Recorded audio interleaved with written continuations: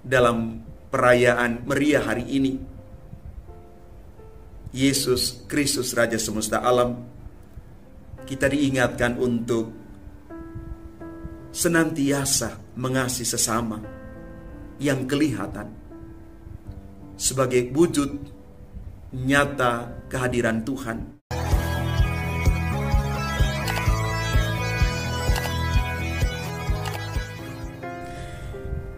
Salam Bapak Ibu, Saudara dan Saudari, sahabat-sahabat garam dunia yang terkasih.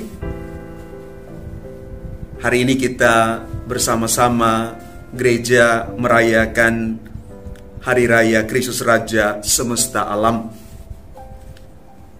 Dan bacaan-bacaan kudus yang kita renungkan pada hari ini mengajak kita semua untuk lebih mendalam melihat peran Tuhan Yesus Kristus sebagai Raja semesta alam yang meraja atas seluruh hidup kita. Ketika hari ini kita merayakan Hari Raya Kristus Raja semesta alam, mari bersama kita belajar sedikit sejarah tentang perayaan kita hari ini. Perayaan ini ditetapkan oleh Paus Pius ke-11 pada tahun 1925, yakni pada setiap hari Minggu terakhir bulan Oktober, menjelang pesta Semua Orang Kudus. Maksud utama perayaan ini sangat spiritual, pedagogis, seperti terungkap di dalam ensikliknya Quas Primas, yakni menentang ateisme dan sekularisme dengan menampilkan Kristus sebagai yang lebih tinggi dan lebih berkuasa daripada segala kekuatan dunia. Sejak tahun 1970, perayaan ini mengalami perubahan penekanan. Kristus lebih bercorak kosmis dan eskatologis. Oleh karena itu, penempatan tanggalnya pun berubah. Bukan lagi pada hari Minggu terakhir bulan Oktober, tetapi pada hari Minggu biasa ke-33 atau 34 menjelang hari Minggu pertama Adventus. Dari perayaan ini kita mau merayakan dan merefleksikan bersama bahwa Kristus itu sungguh-sungguh Alfa dan Omega. Bapak Ibu, Saudara dan Saudari umat Tuhan yang terkasih, apa makna ketika kita merayakan perayaan Hari Raya Kristus Raja semesta alam hari ini? Yang pertama, kemahakuasaan Yesus sebagai Raja semesta alam menggambarkan Raja yang penuh kasih, Raja yang peduli terhadap umatnya, Raja yang digambarkan sebagai seorang gembala. Hal ini nampak jelas di dalam bacaan pertama, di mana Nabi Yesekiel melukiskan seorang gembala yang peduli, mau mencari mereka yang hilang, tersesat, dan dibawa pulang.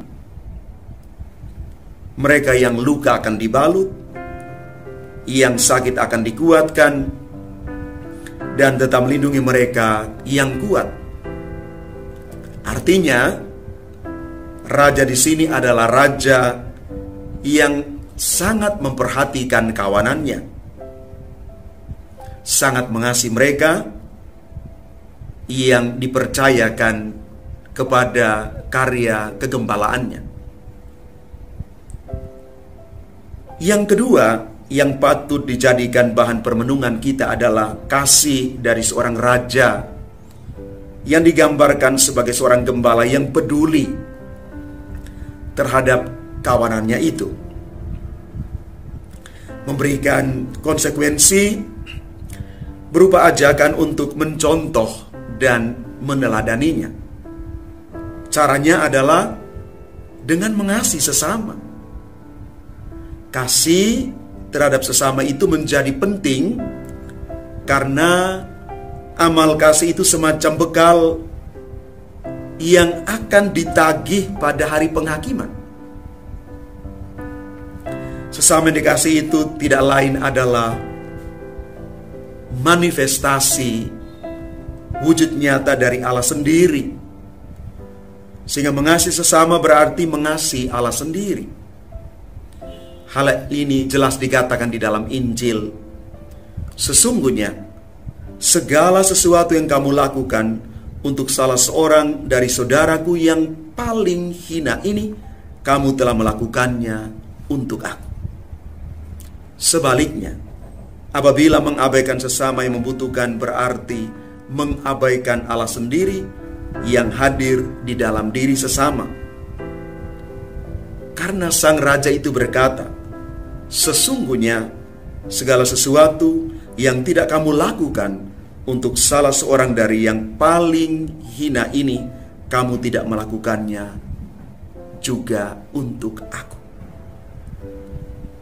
Bapak, Ibu, Saudara, dan Saudari yang terkasih, dalam perayaan meriah hari ini, Yesus Kristus Raja semesta alam, kita diingatkan untuk senantiasa mengasihi sesama yang kelihatan sebagai wujud nyata kehadiran Tuhan. Kalau kita mengasihi Tuhan yang tidak kelihatan, terlebih dahulu kita harus mengasihi sesama yang nyata dan hadir di tengah-tengah kita. Kepedulian inilah yang menjadi bukti bahwa kita sungguh-sungguh mengasihi Tuhan. Tuhan memberkati kita sekalian.